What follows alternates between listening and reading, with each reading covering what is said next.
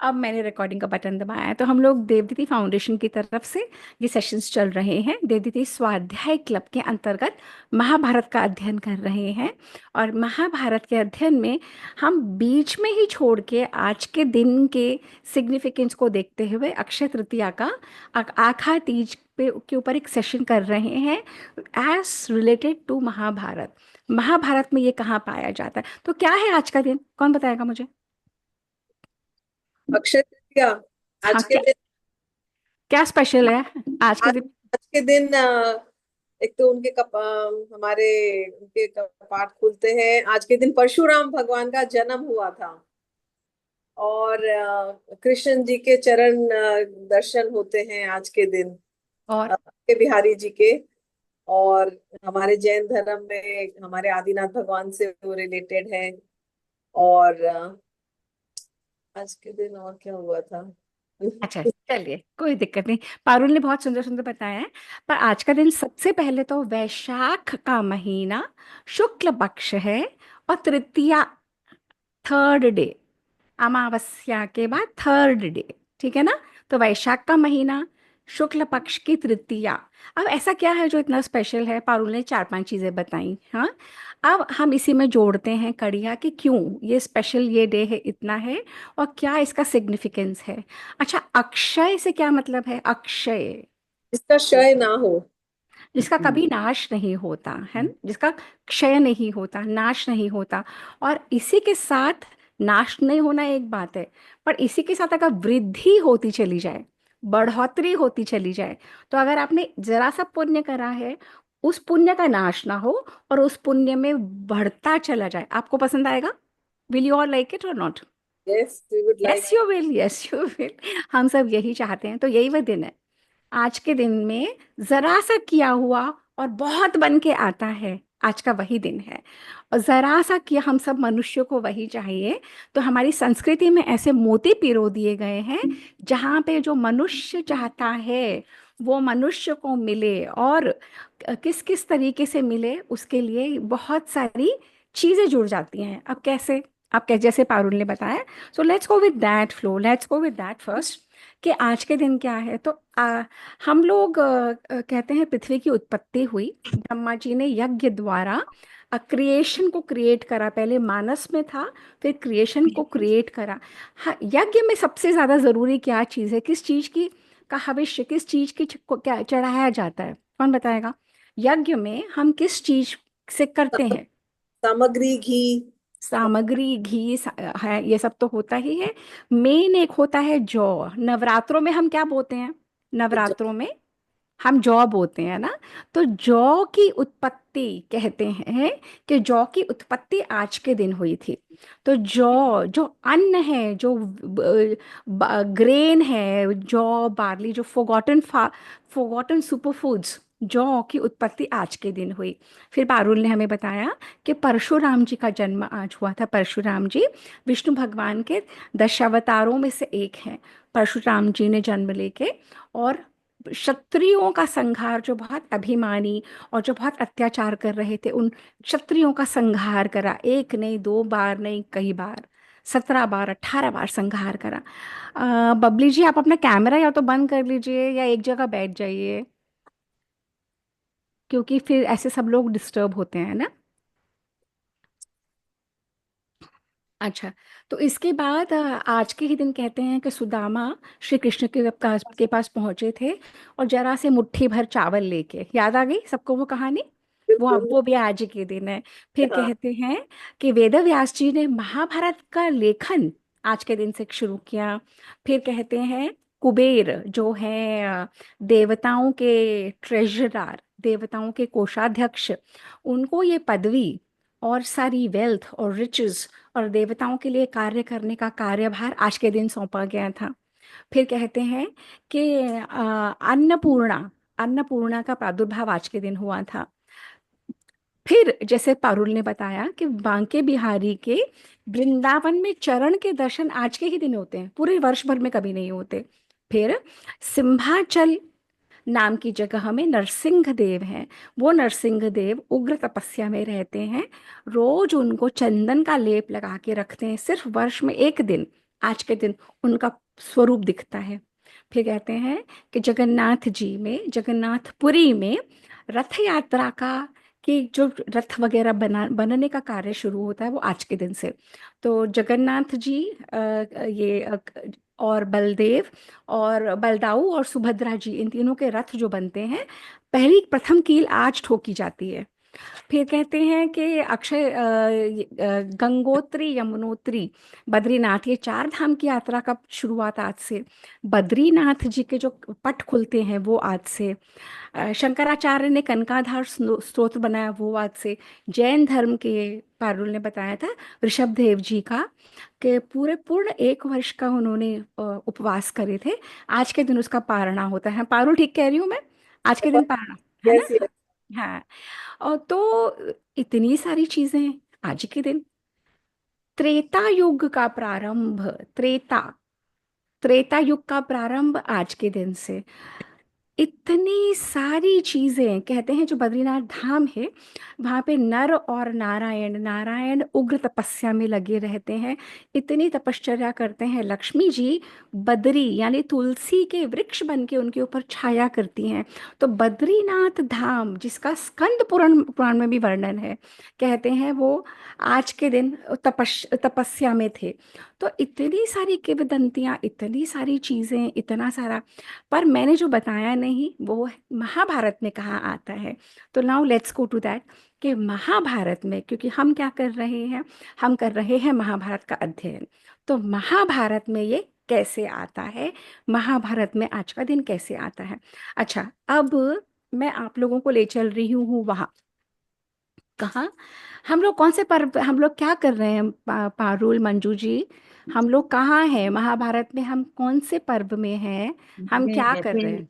वैसे मिस किया है, लेकिन लास्ट आपका मैं वीडियो सुन रही थी हम्म। जिसमें युधिष्ठिर और हम्म। धृतराष्ट्र जी के जो 100 पुत्र हैं उनके बारे में और बहुत बताया। सारे आप बिल्कुल नाम बता रहे थे। बिल्कुल बिल्कुल बिल्कुल बिल्कुल। पर तो हाँ, मेरा क्वेश्चन अभी तो ये था कि हम लोग कहाँ हैं। हम हैं आदि पर्व में। शादी पर। हम हाँ। हाँ हाँ आदि पर्व। हाँ। हम्म, तो आज मैंने वो आदि पर्व को छोड़ दिया है बीच में, आज के लिए सिर्फ। और आज हम पहुंच गए हैं अरण्य पर्व, पर्व में। तो from the names you can make out Aranya Parva. पर्व मतलब कहाँ? मतलब हम जंगल में अरण्य में जंगल पहुंच गए, मतलब हम जंगल पे पहुंच गए, मतलब यानी कि पांडु सारे ये जुआ हो चुका और वो सब करके हार के कहाँ पहुंच गए? अरण्य में पहुंच गए। आज के ही दिन के लिए, क्योंकि मैं अक्षय तृतीया से का सेशन है ये। तो अरण्य पर्व में, तो अब हम क्या कर रहे हैं, अरण्य पर्व में हम पहुंच गए। अरण्य पर्व आता है द्वितीय खंड में। अभी तक हम प्रथम खंड कर रहे थे, ये द्वितीय खंड है। ये सेकंड है, सेकंड भी इतना मोटा, मतलब छह बहुत मोटी। Anyway, let's not get disturb. तो अरण्य का पर्व में हम पहुंच गए। अब अरण्य पर्व में क्या होता है, ये सारा क्वेश्चन आंसर किसका चल रहा है? कौन क्वेश्चन पूछता है और हमें आंसर मिलता है? कौन पूछ रहा है ये सारे? शौनक ऋषि और जन्मे जन्मे जय, जन्मे जय, जन्मे जय पड़ पोता है। हाँ। जन्मे जय पड़ पोता है ना, पांडवों का। तो अर्जुन। जन्मेजय के प्रश्न है ये। जन्मेजय किनको पूछता है? वो वैशंपायन जी को पूछ रहे हैं। वो जन्मेजय वैशंपायन जी को पूछ रहे हैं, और वो जो वहां पे पूछ रहे हैं, यहाँ पे उग्र श्रवा सौती के शिष्य लोमहर्षण जी सबको बता रहे हैं। दो दो जगह चल रही है साइमल्टेनियसली। समझ आ रही है ना? रिलेट कर पा रहे हो ना? तो जन्मेजय पूछते हैं, आप मुझे बताओ, ये सारे पूरी महाभारत जन्मेजय के क्वेश्चंस पे जन्मेजय पूछ रहे हैं कि आप मुझे बताओ कि मेरे पूर्वजों को, युधिष्ठिर को, सारे पांडवों को, द्रौपदी को अधर्म से जुए में हरा दिया और उसके बाद वन में भेज दिया। एक नहीं, दो नहीं, तीन नहीं, चार नहीं, 12 वर्षों के लिए। और उसके बाद 1 वर्ष का अज्ञातवास। तो वो लोग कैसे रहे? क्या खाया, क्या पिया, कहाँ सोए, कहाँ उठे, कहाँ बैठे? मुझे समझना है, मैं जानना चाहता हूँ कि मेरे जो पूर्वज महलों में रहते हैं, मेरे वो जो पूर्वज जिनके पास सब कुछ है, सब कुछ है, सारी संपदा, धन, वैभव, और सडनली वो नेक्स्ट मोमेंट वन में चले जाते हैं। और वन में कीड़े मकोड़े, चींटियां और बिच्छू और सर्प और गर्मी और सर्दी और हर तरीके का त्रास। खाते क्या थे, पहनते क्या थे, करते क्या थे? तो वैशंपायन जी कहते हैं, बेटा तुम्हारे बहुत सारे क्वेश्चन है जन्मेजय, मैं एक एक का आंसर दे सकता हूँ, पर मैं तुम्हें बताना चाहता हूँ कि जब तुम्हारे पूर्वजों को दुर्योधन और सारे भाइयों ने गालियां दे दे के, तो द्रौपदी का चीरहरण हो चुका था, है ना? उसके बाद जब इतना सब होने के बाद जब वो लोग जा रहे थे, तो दुर्योधन और उसके भाइयों ने बहुत मजाक मखौल उड़ाया। परंतु जब वो लोग वन में जा रहे थे, पूरी की पूरी प्रजा हस्तिनापुर की उनके साथ चलने को तैयार। तो युधिष्ठिर ने कहा, आप लोग क्यों हमारे साथ जा रहे हैं? वन में बहुत कष्ट होते हैं, मैं तो आप लोगों को नहीं ले जाने सकता, ले जा पाऊंगा। सारी की सारी प्रजा, अगर रामायण में याद है बारो, जब हमने किया था वाल्मीकि रामायण, ऐसे राम का वनवास होता है और सारी की सारी प्रजा उनके साथ जाना हाँ, चाहती है ना। तो ये कुछ वही मोड़ है, ये ऐसा ही एक मोड़ है। अच्छा, अब मुझे ये बताओ कि कोई भी क्यों जाना चाहेगा, किसी भी राजा, अगर कोई बहुत अन्यायी राजा है, कोई बहुत खराब है, उनके साथ भी प्रजा के जाने को रेडी हो जाएगी? अगर राजा अच्छा नहीं है, राजा बहुत डिक्टेटर है या बहुत अन्याय करता है, तो क्या प्रजा चली जाएगी उस राजा के साथ? नहीं, प्रजा तो नहीं जाएगी नहीं फिर। जाएगी ना। तो बहुत प्रिय कोई राजा होगा, तभी प्रजा जाएगी ना। तो पूरे का पूरा हस्तिनापुर को खाली करके सब जाने को तैयार। और अब उन्होंने कहा कि युधिष्ठिर ने कहा, मैं कैसे संभालूंगा, मेरे पास अपने खाने का ठिकाना नहीं है, मेरे भाई क्या खाएंगे, हम क्या करेंगे, और आप लोग सब चल रहे हैं। तो ये कौन बता रहा है? ये वैशंपायन जी बता रहे हैं जन्मेजय को कि तुम्हारे जो पूर्वज थे, वो इतने धर्म वाले राजा थे, इतने प्रिय थे सबको, कि सबके सब उनके साथ जाने को उनके लिए रेडी हो गए। तो उसने बोला कि जब रात्रि होने लगी, तो युधिष्ठिर ने सबको हाथ जोड़ के कहा, देखिए आप लोग प्लीज अपने अपने चले जाइए, क्योंकि मेरे पूर्वज वही हैं, मेरी माता वही है, मेरे पिता तुल्य राजा धृतराष्ट्र वही है, भीष्म वही है, विदुर वही है, सब कोई तो वही है, सिर्फ हम पांचों और छह तो आए हैं यहाँ पे। तो आप लोग प्लीज वहां जाइए और मेरी अमानत को वहां पे जाके संभाल लिए। तो सबने कहा, हम तो नहीं जाएंगे। तो राजा ने कहा, युधिष्ठिर ने कहा, मैं तो राजा भी नहीं हूं अब, आपको तो जाना ही चाहिए। उन तो सारी प्रजा ने, उनके स्पोक्स पर्सन ने कहा, हमारे लिए तो आप ही राजा हैं, आप ही धर्म वाले हैं। आप जिसके ऊपर छोड़ के जा रहे हैं ना, दुर्योधन के ऊपर, वो बहुत दुरात्मा है, दुराचारी है। वो हमारा नाश कर देगा, हमारे धर्म का नाश कर देगा, हमें जीने नहीं देगा, हम उसके साथ नहीं रहना चाहते। अब युधिष्ठिर को समझ में नहीं आ रहा था कैसे समझाए। युधिष्ठिर ने बहुत क्षमा याचना करी, आप सब लोगों को मेरी सौगंध, आप लोगों को जाना पड़ेगा। बहुत मान मना के कर कर आके किसी तरह से युधिष्ठिर कामयाब हो गए 90% प्रजा को वापस भेजने के लिए। अब 10% लोग रह गए। अब वो 10% लोगों में से ब्राह्मण थे, उच्च कोटि के ब्राह्मण, वेदवेत्ता, वेदों में पारंगत ब्राह्मण, सब कुछ करने वाले ब्राह्मण। उन्होंने कहा, है महाराज, ब्राह्मण श्री, आप लोग तो भिक्षा के ऊपर जीते हैं, मेरे पास तो खुद के लिए कुछ नहीं है, मैं भिक्षा कहाँ से दूंगा?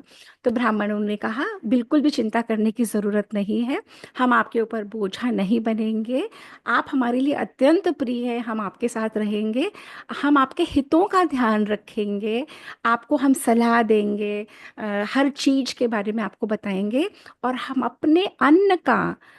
अपने पोषण का जुगाड़ अपने आप कर लेंगे। तो युधिष्ठिर महाराज ने कहा कि मुझे बहुत तकलीफ होगी, क्योंकि एक मैं गृहस्थ हूँ, दूसरा मैं राजा हूँ, और मुझे ये सारा कर्तव्य मेरे हैं, मेरे होते हुए आप लोगों को अन्न के लिए दर दर भटकना पड़े, ये मेरी कॉन्शियंस अलाउ नहीं करती। प्लीज और प्लीज आप लोग चले जाइए। आपको क्या लगता है, ब्राह्मण मान गए होंगे?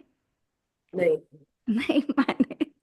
नहीं माने, क्योंकि ब्राह्मण कहते हैं, हम संग देख के रहते हैं, हम अच्छा संग जहाँ देखते हैं, अच्छे संग से बुद्धि अच्छी होती है, अच्छे संग से अच्छी वार्ता होती है, आपको सीखने को मिलता है, हमें सीखने को मिलता है, और हम इकट्ठा ग्रो करते हैं। यही समय अगर हम संग अच्छा नहीं हो, अगर हम गलत उसमें रहें, सपोज हम कहीं ताश खेल रहे हों, किसी किसी और जगह बैठे हों, तो हमारे विचार, आचार विचार व्यवहार हमारा वैसे बन जाता है।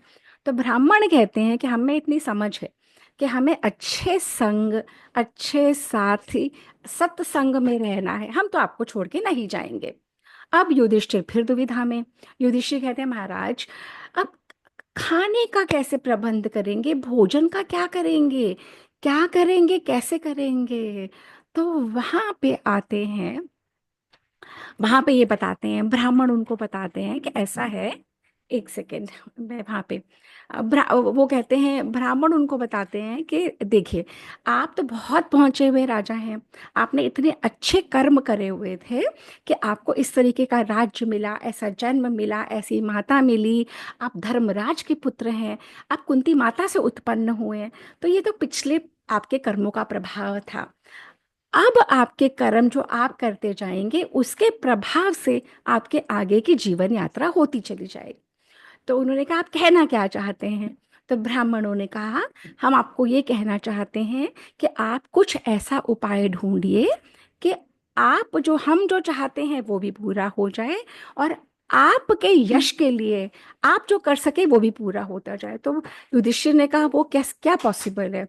तो ब्राह्मणों ने कहा, आप अपने गुरु महर्षि धौम्य, अब हमें महाभारत नहीं पता, हमें ये भी नहीं पता क्योंकि उनके गुरु कौन है, तो धौम्य ऋषि हैं आपके पुरोहित, आपका हित करने वाले, आप उनसे सलाह करें। तो जब तक ये लोग बातें कर रहे थे, ब्राह्मण और ब्राह्मणों से घिरे हुए युधिष्ठिर महाराज, तो वहां पे धौम्य ऋषि आए। तो धौम्य ऋषि से युधिष्ठिर ने कहा, महाराज अब आप मुझे बताइए कि मैं ऐसा क्या कर सकता हूँ कि ये जो इतने सारे ब्राह्मण गण हैं जो वापस जाने को तैयार नहीं हैं, जो मेरे अतिथि हैं, इनका मुझे सत्कार करना ही है, इनका मुझे पालन पोषण करना ही है, अपना अपने भाइयों का, द्रौपदी का करूँ चाहे नहीं, इनका मुझे करना ही है। मैं क्या ऐसा कर सकता हूँ जिससे ये कार्य पूरा हो जाए। तो धौम्य ऋषि हमारे यहाँ कहते हैं कि जो ब्रह्मांड है, यथा पिंडे तथा ब्रह्मांडे, तो यानी कि अपने अंदर ही रिसर्च करना। तो वो ध्यान में बैठ गए धौम्य ऋषि, और ध्यान में उन्होंने जब ऑब्जर्व करा तो उन्हें समझ में आया एक तरीका। तो उन्होंने अपनी ध्यान अवस्था में से निकल के युधिष्ठिर को बुलाया और कहा, युधिष्ठिर एक चीज पॉसिबल है। तो उन्होंने कहा, क्या। तो उन्होंने कहा, आपके पूर्वजों ने अथक तप की थी, अथक तपस्या करी थी, श्री राम के पूर्वजों ने भी। भगीरथ ने इतनी तपस्या करी कि गंगा को अवतरण कर पाए पृथ्वी के ऊपर। तो आप भी ऐसा ही तप अगर करेंगे, और आप अगर तप में वह चीज मांगेंगे जिससे ये सारे ब्राह्मण गण, इनका भी उद्धार और आपका भी उद्धार हो सके, तो मैं वो आपको तरीका बताता हूँ। तो युधिष्ठिर महाराज ने कहा, जैसे जैसे आप कहेंगे वैसे वैसे मैं करूँगा। तो उन्होंने, धौम्य ऋषि ने बताया कि अगर तो आप सूर्य देवता से, तो उससे पहले धौम्य ऋषि ने बताया कि युधिष्ठिर महाराज, आप जानते हैं ना, जो सूर्य है वो संपूर्ण सृष्टि के पिता है। तो युधिष्ठिर ने कहा, हाँ जी। तो धौम्य ऋषि ने कहा, क्या आपको पता है कि जब सृष्टि का क्रिएशन हो रहा था तो सूर्य देवता का, जब सब लोग भूखे मर रहे थे, सृष्टि क्रिएट हो गई, प्रजाएं सारी बन गई, खाने पीने के लिए किसी को कुछ पता नहीं था कि मनुष्यों के खाने के लिए क्या क्या बना रखा है ब्रह्मा जी ने, क्रिएटर ने। तो उन्होंने बोला कि सूर्य देव से जब सबने हाहाकार मचाई, हम क्या खाएं, हम क्या खाएं, तब सूर्य देव ने सभी मनुष्यों के ऊपर, वो मनुष्यों के ऊपर कृपा करके उत्तरायण में सूर्य देव गए, सारी पृथ्वी का और सबका रसों का अपनी गर्मी, अपनी उष्णता से रस सोख लिया, दक्षिणायन में आए और जल बन के बरसे।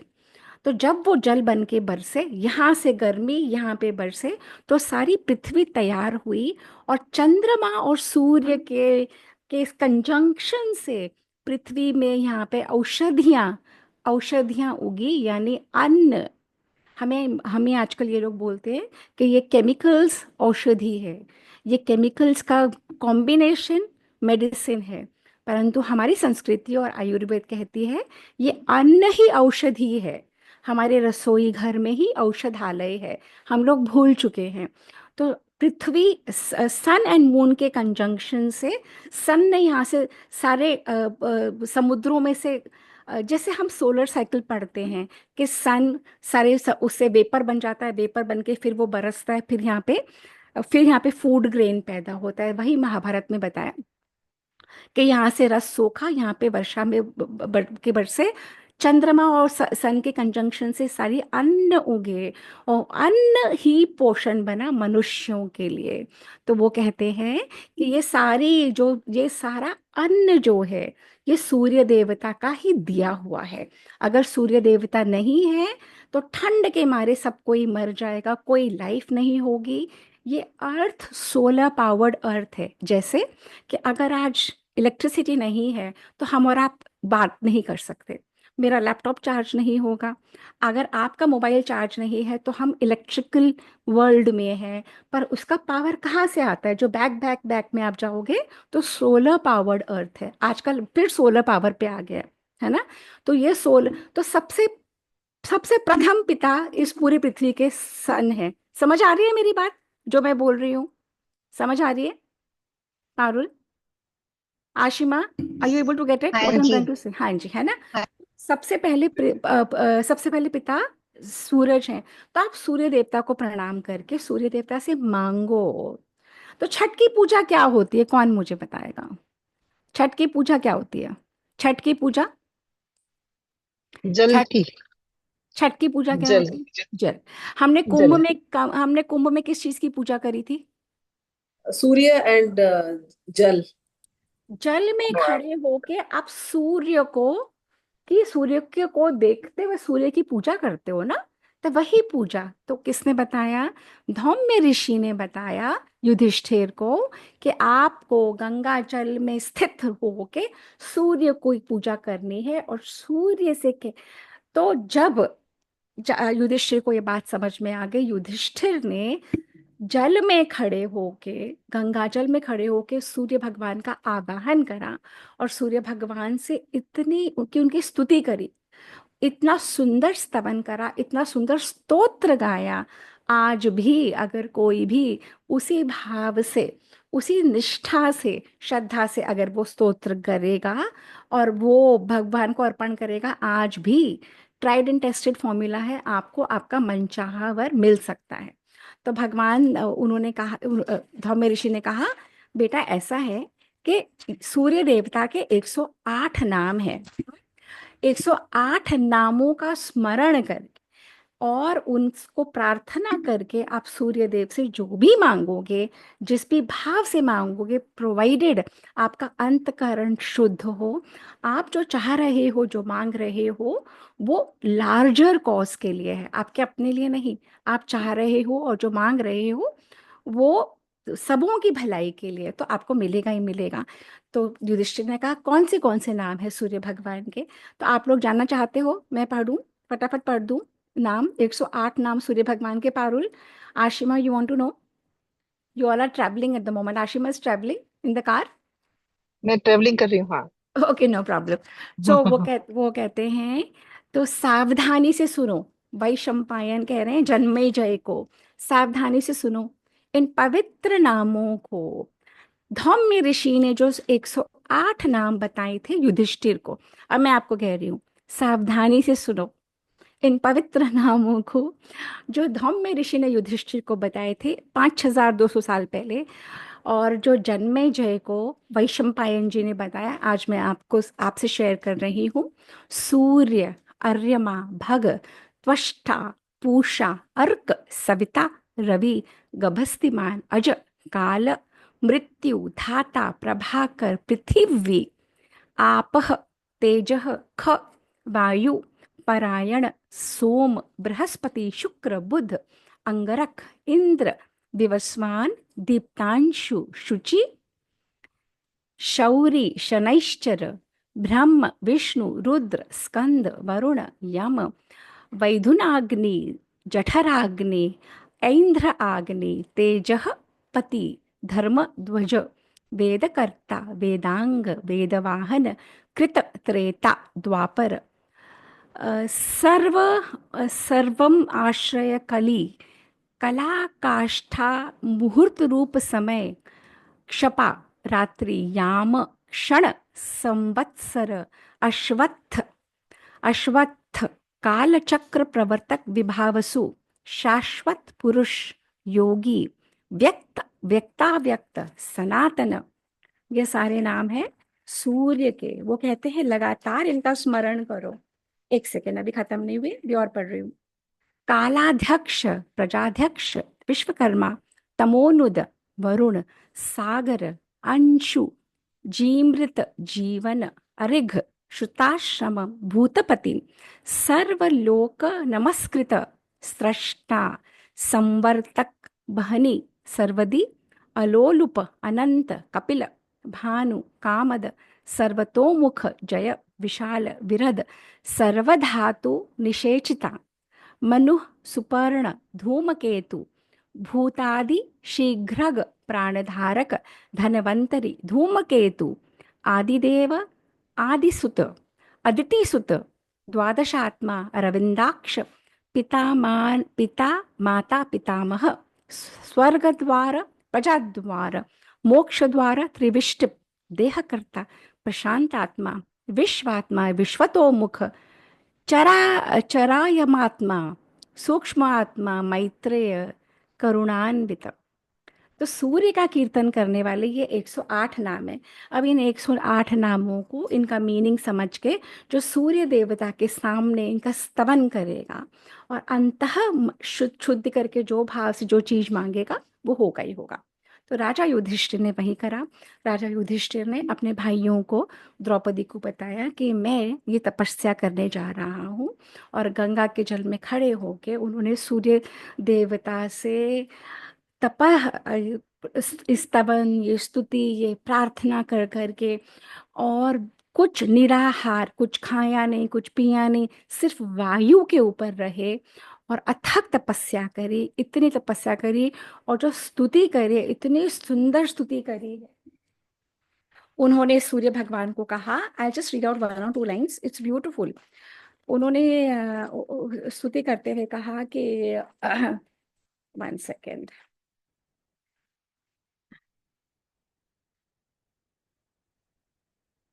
जो जो कहते हैं ना, it's so beautiful to read. वो कहते हैं कि आप ही हैं जो ब्रह्मलोक में है सहित हैं, आपके जैसा कोई पुरुष नहीं है। पूरी सृष्टि में अगर आप नहीं हो अंधकार छा जाएगा, अगर आप नहीं हो कुछ भी नहीं उगेगा, अगर आप नहीं हो तो जीवन नहीं होगा। आप ही हैं जो रुद्र हैं, आप ही हैं जो विष्णु हैं, आप ही हैं जो ग्रीष्म ऋतु में, गर्मी में आप अपनी किरणों से समस्त पृथ्वी का तेज सोख लेते हैं। आप ही हैं वर्षा ऋतु में वही बिजली बन के, बादल बन के मेघों से बरसते हैं। आप ही हैं जो शीतकाल में जितने मर्जी कंबल ले लो, जितने मर्जी हीटर लगा लो, अगर आपकी गर्मी नहीं मिलती तो मनुष्य को, जीवों को चैन नहीं पड़ता। अगर आप उदय ना हो तो सब संपूर्ण संसार में अंधकार छा जाएगा। अगर आपकी अग्नि ना हो, सूर्यदेव को कह रहे हैं कौन? युधिष्ठिर कह रहे हैं, अगर आपकी अग्नि ना हो तो गर्भाधान नहीं हो सकता।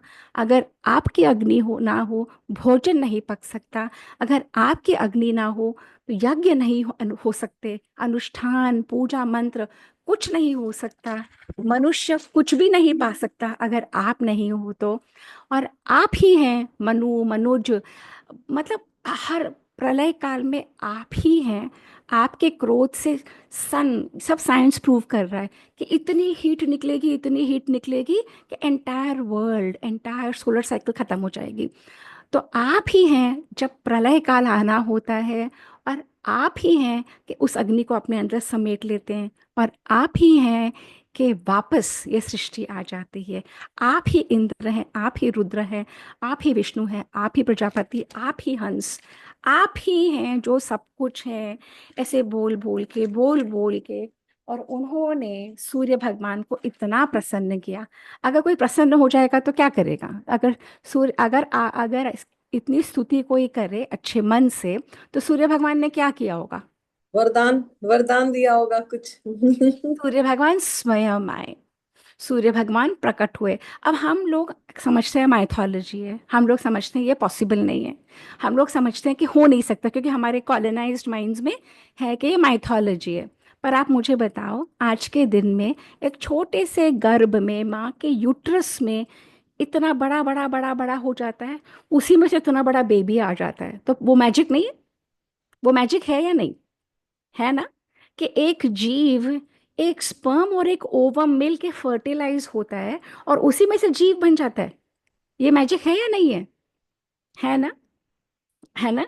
और वही जीव उतने से काल कोठरी में रहता है फॉर 9 मंथ्स, उतने से योनि द्वार में से पूरा जीव आ जाता है। ये मैजिक है या नहीं है? है ना? पर हम लोग सोचते नहीं, ये तो माइथोलॉजी है, कैसे पॉसिबल है कि सन आ जाएगा, कैसे पॉसिबल है कि ये हो जाएगा। हमने कभी नहीं सोचा कि सन है, उसके चारों तरफ सारे प्लैनेट्स घूम रहे हैं, कभी भी एक प्लैनेट का जरा भी ऑर्बिट इधर उधर नहीं होता, एक दूसरे से टकराते नहीं है कि अर्थ और मर्क्यूरी गए हम टकरा जाएं, वीनस और मार्स गए हम टकरा जाएं। कितनी फाइन ट्यूनिंग है। हमने कभी नहीं सोचा कि हमारे अंदर 98.7 अगर टेम्परेचर है तो वो परफेक्ट है, 99 हुआ तो क्या बोलते हैं हम? और फीवर हो गया। है ना? तो ये मैजिक है या नहीं है? इस तरह से ऐसी बहुत सारी चीजें जो हमें नहीं पता पर जो होती हैं, पर हमें ये बता दिया गया है कि ये माइथोलॉजी है और हमने मान लिया, क्योंकि हम कॉलोनाइज्ड लोग हैं, हम नहीं मानते ये सब चीजें, ये सुपरस्टिशन है, ये आउटडेटेड है, ये सब कोई लॉजिक नहीं है। ठीक है भाई, लॉजिक नहीं है तो सो बी इट। पर हमारे शास्त्र बताते हैं प्रामाणिक रूप से, सूर्य देवता वहां पे आए। सूर्य देवता जब जो भगवान है वो फॉर्म शिफ्टिंग कर लेते हैं, अलग अलग फॉर्म ले सकते हैं। जो सूर्य संपूर्ण सृष्टि को चला रहा है, वो क्या शेप नहीं ग्रहण कर सकता? जल्दी बताओ, कर सकता है कि नहीं कर सकता? कर सकता है। That sun god has that power. तो वो वहां पे आए और उन्होंने कहा, युधिष्ठिर क्या चाहिए आपको? आपने इतना सुंदर स्तुति करी है, क्या चाहिए? तो युधिष्ठिर ने कहा, मुझे अपने लिए नहीं चाहिए, मुझे इन सबों के लिए चाहिए। हे सूर्यवर, हमारे हस्तिनापुर में हम अभी तक रोज, क्योंकि मैं राजा हूँ और मेरे यहाँ पे खुला दरबार था, सबको रोज भोजन दिया जाएगा, और अब मेरे पास कुछ देने के लिए नहीं है इन ब्राह्मणों को। तो मैं चाहता हूँ कि ऐसा कुछ हो जाए, मुझे आपसे अन्न का दान चाहिए, क्योंकि अन्न, आप ही अन्न के पिता हैं, अगर आप ना हो तो अन्न भी नहीं पैदा होगा। तब सूर्यदेव ने, जल्दी बताओ मुझे, कौन बताएगा सूर्यदेव ने क्या दिया? अक्षय पात्र। अक्षय पात्र। अक्षय पात्र। अब पर महाभारत क्या कहती है? महाभारत कहती है सूर्यदेव ने तांबे की बटलोई, कॉपर। हमें ये लोग कहते हैं स्टोन एज अलग है, कॉपर एज अलग है, आयरन एज अलग है, ऑल बुलशिट। ठीक है? अ, सूर्यदेव ने तांबे की बटलोई, बटलोई मीन्स एक एक पात्र, मतलब एक मटके की तरह, तांबे की बटलोई दी युधिष्ठिर को। तो जो कई कई कथाएं आती हैं ना कि द्रौपदी को दी, नहीं, युधिष्ठिर महाराज को, महाभारत में ये वर्णन है, युधिष्ठिर महाराज को सूर्य देवता ने तांबे की बटलोई दी और ये कहा कि ये तांबे की बटलोई में आप जो भी रसोई बनाओगे, जो भी भोजन पकाओगे, परंतु 4 प्रकार का भोजन होना चाहिए। ये नहीं कि आप मीट और मच्छी और ये सब बना रहे हो, नो, 4 प्रकार का भोजन जो भी इसमें बनेगा वो बढ़ता चला जाएगा। कब तक? जब तक संपूर्ण जितने लोग हैं आपके वो ना खा ले। और वो कब तक खिलाते जाओगे? आप खिलाते जा सकते हो, पूरी पृथ्वी को भी खिलाते जा सकते हो। तब तक आप खिला पाओगे जब तक कि द्रौपदी ने वो भोजन बनाया, द्रौपदी परोसे, और द्रौपदी सबको खिलाने के बाद लास्ट में जब वो खा लेगी, तब उसमें से और भोजन उस दिन का नहीं निकलेगा। तो सूर्य भगवान है। तो हम लोग अलग अलग कथाएं सुनते हैं, कुछ कुछ ले लेते हैं, कुछ कुछ जोड़ देते हैं, पर महाभारत क्या कहती है कि तांबे की बटलोई सूर्य देवता ने युधिष्ठिर को दी कि इसमें चूल्हे पे चढ़ा के जो 4 प्रकार के भोजन, 4 रसों के भोजन जो पकेंगे वो अक्षय हो जाएंगे। आप चाहो तो 1 को, चाहे तो 10 को, चाहे तो लाख को, चाहे तो 1 करोड़ को, चाहे तो 10 करोड़ को वो भोजन करा दो। तक कब तक? जब तक कि द्रौपदी स्वयं बनाए और परोसे, और जब द्रौपदी खा लेगी उसके बाद कुछ नहीं मिले। ठीक है। तो सूर्य देवता से ये बात वो ग्रहण करके युधिष्ठिर महाराज अति प्रसन्न, अति धन्य, वे जल में से निकले, अपने धौम्य ऋषि के उन्होंने चरण स्पर्श करे, अपने भाइयों के पास आए, द्रौपदी को प्रेम से बताया। जब उन्होंने सबको ये बताया, फिर वे वहाँ पहुँचे जहाँ पे वो चूल्हा उन्होंने उसी समय जलवाया, द्रौपदी से उसमें भोजन बनवाया, और द्रौपदी से भोजन बनवा के सारे ब्राह्मणों को, और कीर्ति सुन के और लोग आने लगे, सबको भोजन करा के फिर अपने भाइयों को भोजन कराया, फिर बचा हुआ भोजन खुद खाया युधिष्ठिर महाराज ने। हम तो सोचते हैं ना कि सबसे बड़े राजा हैं, सबसे पहले खा लेंगे। No, and it's a beautiful term कि कैसे गृहस्थ करता था, कैसे गृहस्थ को निकालना पड़ता है भोजन। पहले अतिथि के लिए, कुत्तों के लिए, चांडालों के लिए, पशुओं के लिए, पक्षियों के लिए, मछलियों के लिए, अपने गुरु, एक पर्टिकुलर ऑर्डर में जो गृहस्थ होता है हर एक को खिला के भोजन, उसके बाद बचा हुआ भोजन खुद खाता है, फिर और पशुओं के जैसे हाइना, वुल्फ वगैरह को देने के बाद वो भोजन अमृत कहलाता है, वो खुद खाता है, और उसके बाद उसकी रानी खाती है। और ये तरीका महाभारत काल तक चलता था। द्रौपदी की रसोई में से द्रौपदी इसी तरीके से, पहले जितने भी लोग थे, जब उसकी सेविकाएं, जब सारा स्टाफ खा लेता था तब द्रौपदी खाती थी। द्रौपदी को ऐसे ही नहीं दिव्य कन्या कहा गया है, पर we will come to that sooner. तो उस दिन का वो ट्रायल हो गया, बटलोई में से वो भोजन बना, सब लोगों ने खाया। वो अक्षय तृतीया का दिन था, जब अक्षय पात्र, तांबे की बटलोई युधिष्ठिर को सूर्य देवता ने दी, है ना। Are we clear on that? जो जो हमने बाहर से सुन रखा है, जो जो हमें बता रखा है, जो जो डिफरेंसेस आए हैं, वो इस तरीके, मंजू जी, जो मैंने अभी शेयर करा है ना, तो इस तरीके से। अच्छा, अब यहाँ पे रखते हैं इस कहानी को यहीं। अब हम चलते हैं दूसरी तरफ। अब हम कहाँ चलते हैं? अक्षय, इससे और भी स्टोरीज एसोसिएटेड, क्या एसोसिएटेड है बताओ? महाभारत की द्रौपदी भी है उसमें। एक बार उसमें पात्र में सब खत्म हो जाता है और सिर्फ एक चावल का दाना रहता है, और हम्म। कुछ ब्राह्मण अचानक से दुर्योधन दुर्योधन ने दुर्वासा ऋषि को बोल देते हैं वहां खाने के लिए कि तुम वहां जाओ अपने सब शिष्यों के साथ और वहां। Okay, perfect Indu, very nice. Okay, let's go back now. जो इंदु ने बात बताई है, कुछ कुछ जो पारुल ने भी बताई, जो इंदु ने बताई, तो होता क्या है कि यहाँ पे वन में है, वनवास है, कुछ भी नहीं है, ना कोई पैसा है, ना पैलेस है, ना आर्मी है, कुछ भी नहीं, परंतु लाखों लाखों ब्राह्मणों को रोज युधिष्ठिर खिला पाते हैं। तो आपको क्या लगता है, ये बातें छुप जाएंगी? ये बातें छुप जाएंगी या सर्वत्र फैलेंगी? फैलेंगे। सर्वत्र फैल के कहाँ जाएंगी? ये बातें दुर्योधन के पास। ये बातें फैल के जाएंगी दुर्योधन के पास। दुर्योधन के मन में क्या है? दुर्योधन के मन में पांडवों के लिए इतना घर से निकाल दिया, जुए में सब जीत लिया, शकुनी को इन्वॉल्व कर लिया, अधर्म करके द्रौपदी का चीर हरण कर लिया और भेज दिया, परंतु वहां से भी यश, वहां से भी इनके वो आ रहा है, दान करते हैं, इतने लाखों लोगों को खिलाते हैं, तो दुर्योधन के मन में क्या भर रहा होगा? Jealous jealous. Extreme anger, extreme envy, extreme jealousy, extreme. उतने में ही वहां पे पहुंचते हैं दुर्वासा ऋषि। किसके यहाँ? दुर्योधन के महल में। अब दुर्वासा ऋषि के क्या क्या चीज बहुत फेमस है? एंगर। क्रोध। क्रोध। और उस क्रोध में वो क्या कर देते हैं? श्राप दे देते हैं। और ऐसे शाप देते हैं कि खत्म, है ना। तो अब दुर्वासा ऋषि के बारे में दुर्योधन भी जानते हैं।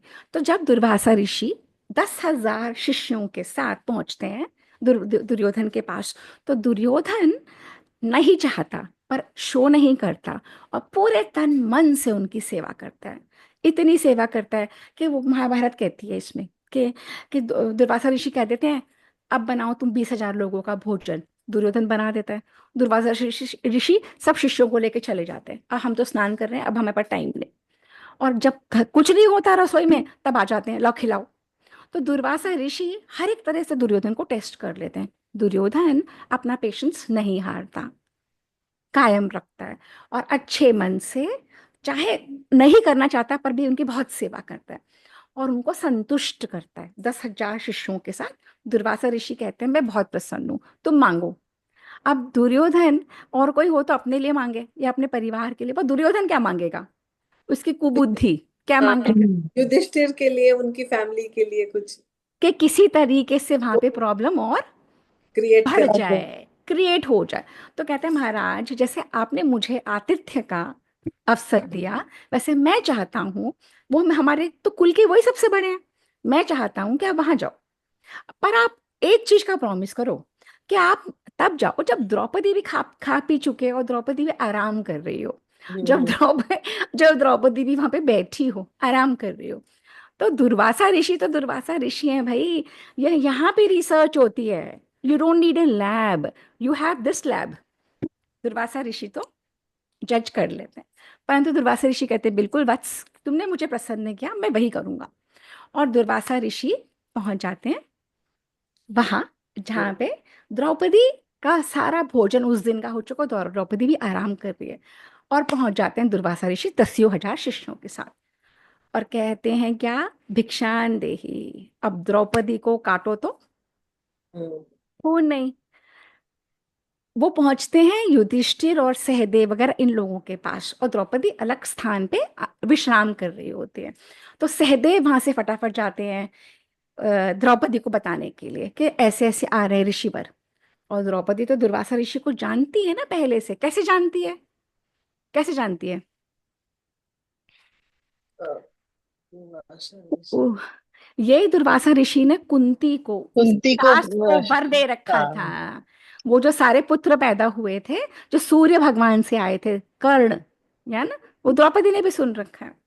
अब द्रौपदी तो समझ जाती है कि कुछ तो अनिष्ट हो जाएगा, दुर्वासा ऋषि आएंगे, उस बटलोई में तो कुछ भी नहीं है, अब मैं कहाँ से दूं? तो द्रौपदी किसको स्मरण करती है? किसका? कृष्ण, कृष्ण को। कृष्ण का स्मरण करती है। कृष्ण उसके सखा हैं, कृष्ण उसके इष्ट हैं, कृष्ण उसके मित्र हैं, कृष्ण सब कुछ हैं। और द्रौपदी का नाम क्या है एक और? द्रौपदी। कृष्णा, कृष्णा, द्रौपदी यज्ञ सेनी, यज्ञ यज्ञ सेनी। सेनी और कृष्णा। और कृष्ण भी द्रौपदी को कृष्णे ही बोलते हैं। कृष्ण का मतलब अट्रैक्टिव सांवला रंग, वेरी अट्रैक्टिव, आकर्षण करने वाला सांवला, आकर्ष, कर्ष। ओके। तो वो स्मरण करती है, हे कृष्ण, अभी अभी कुछ दिनों पहले आपने मुझे बचाया है। किससे बचाया? इधर। चीरहर। अब आप फिर आओ, मुझे नहीं पता, मैं नहीं जानती। वो तो ऋषिवर आ गए इतने सब लोगों को लेके, क्या करूं, कहाँ से लाऊं? और वो मेरा ही नहीं, समस्त पांडवों का अनिष्ट कर देंगे अपने श्राप से। और कृष्ण होते हैं अपनी पत्नी रुक्मणी के साथ, और कृष्ण जज कर लेते हैं कि कुछ तो है। और कृष्ण उठते हैं, रुक्मणी को कहते हैं मैं तो चला। रुक्मणी कहती है बार बार तुम चले जाते हो, कभी कोई बुलाता है तुम चले, कभी कोई बुलाता है तुम चले, तुम तो टिकते ही नहीं है यहाँ पे। कभी गोपियों ने बुलाया तुम चलेंगे, मतलब Rukmini is getting angry. Any case Krishna कहते हैं मैं तो जा रहा हूँ। और कृष्ण मिनटों में, now this is the time of astral travel, यहाँ पे अदृश्य वहां पे प्रकट, ये भी आएगी साइंस। जब व्हीकल नहीं चाहिए होंगे, जब your mind your will make you do this. आज से 20 साल पहले किसी ने सोचा था हम ऐसे बात करेंगे? जल्दी बताओ, बताओ बताओ। नहीं, नहीं। नहीं सोचा था ना। इवन 15 years ago नहीं, even 10 years from that matter, कि हम ऐसे बात करेंगे, नहीं तो what bullshit. But look, look how we are communicating, can you see? Okay. So then Krishna Krishna को याद कर रही है। कृष्ण रुक्मणी को छोड़ के चले गए। कृष्ण ने कहा मैं तो जा रहा हूँ। और कृष्ण कहते हैं कृष्णा के पास पहुंच के, मैं आ गया हूं पर भूख लग रही है। तो वो कहती है मेरा मजाक आप भी बना रहे हो? वो कह रहे नहीं, मुझे तो कुछ खिला। तो बोले मैं कहाँ से खिलाऊं, कुछ है ही नहीं, मुझे नहीं पता, तू खिला। बोले मैंने तो आपको बुलाया है कि आप मुझे कुछ खिलाओ, कि आप मेरी प्रॉब्लम सॉल्व करोगे, आप तो मेरी प्रॉब्लम बढ़ा रहे हो। वो कह रहे मुझे नहीं पता, जा तू बटलोई लेके आ, मैंने बड़े किस्से सुने हैं बटलोई के। तो कृष्णा, द्रौपदी वो बटलोई लेके कृष्ण को थमाती है, तो कृष्ण उसके अंदर यूं हाथ करते हैं, तो बटलोई की गर्दन के ऊपर कहते हैं एक दाना। हम्म। तो कृष्ण ने वो दाना उठाया और यूं कहा, अपने जिह्वा पे रखा, और कृष्ण ने कहा कि संपूर्ण सृष्टि की क्षुधा, भूख, भूख। संपूर्ण सृष्टि की क्षुधा इसी इसी अन्न के दाने से मिट जाए। उन्होंने इतना ही कहा। उधर क्या हुआ था, सहदेव ने जब बताने आया, तो युधिष्ठिर महाराज ने दुर्वासा ऋषि को कहा आप लोग स्नान करके संध्या वंदना वगैरह करके आए, आप लोगों के लिए भोजन तैयार होगा, ठीक है। और इधर कृष्ण आए और कृष्ण ने वो कर लिया, संपूर्ण सृष्टि। और उधर जैसे ही कृष्ण ने ये कहा, और दुर्वासा ऋषि और उनके शिष्यों का क्या हाल हुआ, कि हमारा तो पेट भर रहा है, हमें तो भूख नहीं है अब। उनको तो डकारें आने लग गई, जैसे ओवर ईटिंग के बाद आती है, गैस बनने लग गई। वो तो इतने परेशान, वो कोई अपना पेट पकड़े, कोई अपना वो लगाए, वो कहते हम क्या करें। सारे के सारे, वो सारे शिष्य चढ़ गए अपने गुरु के ऊपर। आप इन्हें जबरदस्ती ले गए थे, अब तो वो पांडव इतने पहुंचे हुए महात्मा हैं, वो हमें शाप देंगे, आप जबरदस्ती ले गए, हमारे तो पेट इतने भरे हुए हैं, हमें तो गैस हो रही है, हमें तो उल्टी आ रही है। ये सब महाभारत में वर्णन है। वो पीछे पड़ गए। तो दुर्वासा ऋषि ने कहा भागो, और दुर्वासा ऋषि अपने सभी शिष्यों को लेके वहीं से भाग गए अपने अपने स्थान पे। और उधर युधिष्ठिर ने कहा जा सहदेव जा भाई, बुला के ला, वो दुर्वासा ऋषि है, क्रोध में कहीं बैठे होंगे। जब सहदेव वहां पे पहुंचे बुलाने के लिए, तो वहां पे कोई मिला, कोई था ही नहीं। घबरा के दुर्वासा ऋषि अपने सब शिष्यों के साथ भाग गए। तो जो दुर्योधन का प्लान था वो सक्सेसफुल हुआ नहीं, है ना।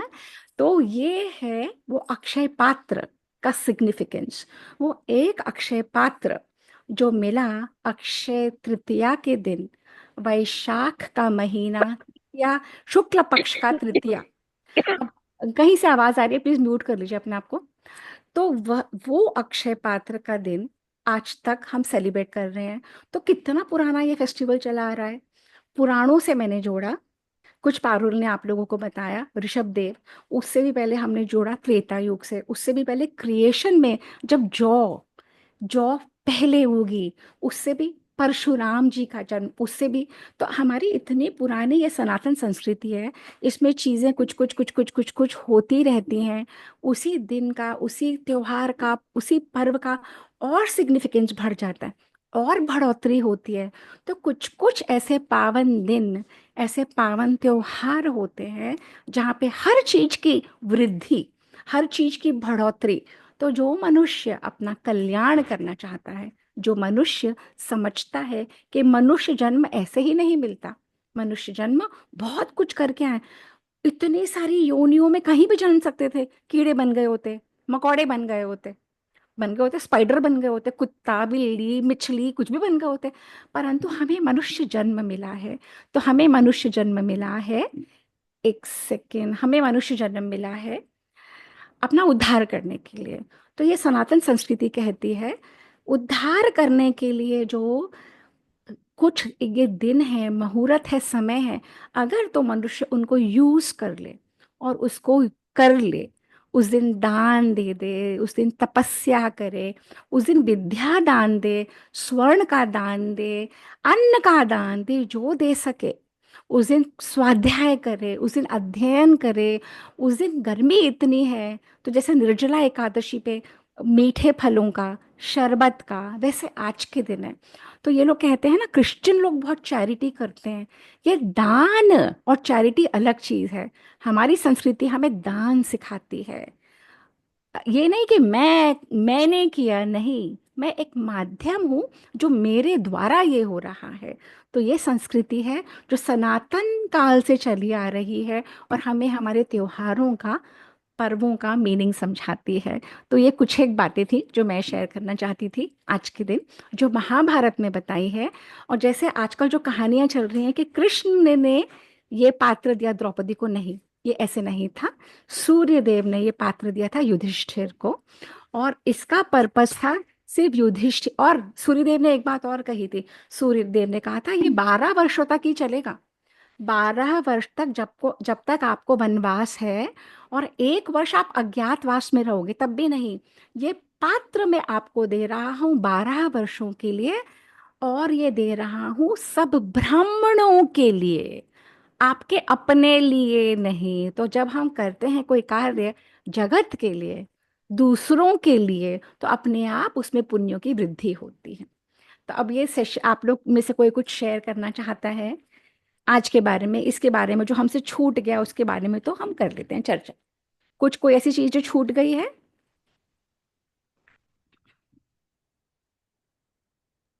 कोई कि कुछ हम लोग कहना चाहता है? गोल्ड ही क्यों खरीदना चाहते हैं, मैं पूछ रही हूँ कि हाँ, gold हाँ को- तो हाँ तो इसमें जो ये पॉइंट है, आज के ही दिन देवताओं के ट्रेजरर को अपॉइंट किया गया, कुबेर को। कुबेर के पुण्यों को देख के तो कुबेर, तो आज के ही दिन जो कुछ हम खरीदते हैं वृद्धि होती है। तो gold is a sign of Lakshmi, of prosperity. तो जरा सा हम लेते हैं और कहते हैं कि इसमें वृद्धि होती चली जाएगी। सेकेंडली, गोल्ड एक ऐसी करेंसी है, नोटों की कोई वैल्यू नहीं है, पर गोल्ड सतत बढ़ता ही रहता है। तो हमारी संस्कृति स्वर्ण को एक ऐसा देखती थी कि 2-3 दिन ऐसे बनाते कि स्वर्ण खरीदना ही खरीदना है। तो धीरे धीरे धीरे जब आप खरीदते हैं, हर धनतेरस पे, हर अक्षय तृतीया पे, हर त्योहार पर थोड़ा थोड़ा, तो आपकी अपनी वेल्थ, आपकी अपनी फैमिली की वेल्थ बढ़ती है। और ये वैसी वो चीज़ें जो आप ही की मुसीबत में काम आती है, वो सिर्फ गोल्ड, गोल्ड को ही आप बेच सकते हो। बाकी कोई भी चीजों को आप करेंसी की तरह नहीं यूज कर सकते। तो गोल्ड को हमारी संस्कृति स्वर्ण लक्ष्मी बोलती है। और ये बढ़ोतरी होती है आपकी वेल्थ, आपकी प्रोस्पेरिटी, और आप ही की प्रॉब्लम्स में ये काम आने वाली चीज है। इसीलिए उन्होंने जोड़ दिया कि हर इस समय में आप जरा जरा जरा इकट्ठे तो ले नहीं पाते, अगर हर वर्ष थोड़ा थोड़ा थोड़ा थोड़ा ऐड करते हैं तो बैंक बैलेंस भर जाता है ना, वैसे ही इसीलिए जोड़ दिया उसको। और कुछ? जी हाँ। जब आप ये सूर्य देव के बारे में बता रही थी तभी मेरी एक इम्पोर्टेंट कॉल आ गई, तो मैं आपको वीडियो से वो कर लूंगी, पर अंत में जो आपने बताया है कि सूर्य देव ने पात्र दिया युधिष्ठिर को, तो मैं कनेक्ट कर पा रही हूँ। उतना हिस्सा मैंने सुना नहीं था। तो खैर, आप आज का जो भी आपने आख्यान व्याख्यान दिया है, वर्णन किया है, बहुत सुंदर है और बहुत बातें पता चली। और इसी बीच में अगर 1 मिनट है तो बहुत इंटरेस्टिंग बात बताती हूँ। हाँ जी, बताइए। अभी पीछे जो एक प्रोग्राम था, तो मैं एक फूल की का पुराना कड़ा पहन के चली गई थी, उसमें पेच से खुलता बंद है। तो जब मैं 3-4 घंटे के बाद घर आई तो वहां उसमें पेच ही नहीं था। आई थॉट कि अरे ये गिरा नहीं बिना पेच के, और पूरा समय वहां पर हॉल में अगर पहले पता चलता तो देख लेती, या खाने की जगह देख लेती, या कार में देख लेती। तो अब 4-5 दिन के बाद मैंने अपनी ट्रे में एक छोटा सा पेज रखा, देखा तो वो पुराने पेज तो आपको पता ही है, उनमें सब डिजाइन बने होते हैं। हम्म। तो ट्रे में रखा था, तो मैंने अपनी हेल्पर से पूछा ये यहाँ कैसे रखा है। उसने कहा कि ये आपके सोफे पे पड़ा था, मैंने वहां रख दिया। तो आज अक्षय तृतीया, इससे बड़ा मुझे लगा कि मुझे कोई और आज के दिन स्वर्ण में क्या प्राप्ति होती है। तो सही बात, भगवान ने बहुत ही सही बात है, सही बात है। और पुरानी चीज बनी हुई थी, आजकल वैसी बनती भी नहीं है। और वो हाँ पेज भी बिल्कुल, डिजाइन में बना हुआ था। बिल्कुल तो आप बिल्कुल तो इस सब में सब चीजों में डील करते हैं, तो बिल्कुल वो पेज बन ही नहीं सकता था। ये तो ऐसी बिल्कुल बिल्कुल भगवान की बिल्कुल कृपा हुई है। और बिल्कुल जो आप बतला रहे हैं ना कि जो इतने आश्चर्यजनक मिरेकल बातें होती हैं, वो छोटी छोटी बातें ही ऐसी होती हैं जो हम ध्यान ही नहीं करते। They are very big. बिल्कुल बिल्कुल। तो अपने संस्कृति में इसीलिए, जैसे इन्होंने आजकल मदर्स डे और फादर्स डे और चिल्ड्रन डे या वॉट एवर, क्योंकि वैसे तो अपने माँ बाप को मिलते नहीं, माँ पिताजी को मिलते कहाँ हैं ये लोग, है ना। इनकी संस्कृति में तो एक दिन भी माँ का बहुत बड़ी बात हो गई। तो इस अपने पर्वों, अपने संस्कृति में जिस दिन जो चीज जब हुई थी, उसको जोड़ते चले आ रहे हैं और आज तक। तो हम त्रेता युग से, सत्य युग से अपने आप को जोड़ते हैं। हम इतने प्राचीन लोग हैं। और हमें ये लोग कहते हैं कि 1947 में कलम्बस ने आपको डिस्कवर करा और फादर ऑफ द नेशन वो गांधी, मतलब ऐसे बोलते हैं कि हम, उससे पहले तो हम थे ही नहीं। तो भारत की प्राचीनता, भारत का पूरा इतिहास, भारत का पूरा महत्व हमारे पर्वों में, हमारे त्योहारों में, हमारे शास्त्रों में सब कुछ जुड़ा हुआ है। और इतने सुंदर ढंग से मोती पिरे हुए हुए हैं कि आप उसमें उत्सव भी मनाएं, आप उसमें कुछ पूजा भी करेंगे, कुछ दान देंगे, कुछ तप करेंगे, मेल जोल बढ़ाएंगे, लोगों से जुड़ेंगे, अकेलेपन में रह के घर में डिप्रेशन में नहीं जाएंगे। त्योहार यही तरीका है। और इसीलिए स्वर्ण की खरीदारी, क्योंकि उससे भी वो अक्षय, क्षय नहीं होगा। तो हमें वही सब कुछ करना चाहिए आज के दिन, जिसमें बढ़ोतरी हो। और मनुष्य जन्म जो हमें मिला है, which is very very, we don't understand its importance, how divine this whole thing is, कि the very fact that I am alive and you are alive and you are talking to each other, and हम, अरे मेरी सास ने कुछ कह दिया और मेरी बहू ने कुछ बोल दिया, मेरी जेठानी ने कुछ कह दिया, गया, हम उसी में फंस के रह जाते हैं, and we lose out on the essence ना। तो वो नहीं करना है हमें। ये इसी में बोलते हैं ब्राह्मण युधिष्ठिर को कि आप शोक कर रहे हो, मेरे पास कुछ नहीं है। आप जैसे राजा, आपको तो बिल्कुल शोक नहीं करना चाहिए। तो युधिष्ठिर कहते हैं कैसे ना करूं, अभी महल थे, अब कुछ भी नहीं है। तो ब्राह्मण लोग कहते हैं आप तो ज्ञानी हो, आज महल है कल नहीं, महल है तो भी संभाव, नहीं है तो भी संभाव। आप जैसा ज्ञानी अपने शोक को ज्ञान से कन्वर्ट करके एक्शनाइज करे, और फिर देखो। तो जो हम भगवत गीता का ज्ञान बोलते हैं, वो सारे ब्राह्मण पहले ही युधिष्ठिर को करा रहे होते हैं। और अभी ये सेकंड बुक में ही है, भगवत गीता आएगी फिफ्थ में। तो सेकंड वाले बुक में जो एवरी, जब आप लोग पढ़ेंगे ना, मैंने तो 90% तो बता ही नहीं पाई हूँ। जो ब्राह्मण और जो प्रजाजन जब जाते हैं ना, उससे पहले ज्ञान वो युधिष्ठिर को दे रहे होते हैं। प्रजा कहती है कि हम तो आप ही के साथ रहेंगे, नहीं जाएंगे, पर समझा बुझा के बहुत कर भेज देते हैं। ब्राह्मण तो कहते जाएंगे ही नहीं। और ब्राह्मण कहते हैं आप जैसा राजा, और आपको हम चाहिए, आपको मार्गदर्शन दिखाने के लिए हम नहीं जाएंगे। और वो एक थॉट से पूरे विश्व को अक्षय पात करें। That is the beauty of it, है ना। चलिए फिर हम वाइंड अप करें, 5-10 है ना, मंत्र कर लेते हैं। और किसी को कुछ कहना है? इंदु, आप कुछ कहना चाहते हैं? नहीं, अच्छा चलो। ओम पूर्णमद पूर्णमद पूर्णमिदं पूर्णमिदं पूर्णात् पूर्णात् पूर्णमुदच्यते पूर्णमुदच्यते पूर्णस्य पूर्ण पूर्णस्य पूर्णमादाय पूर्ण पूर्णमादाय पूर्णमेवावशिष्यते। पूर्ण पूर्णमेवावशिष्यते। ओम शांति शांति शांति।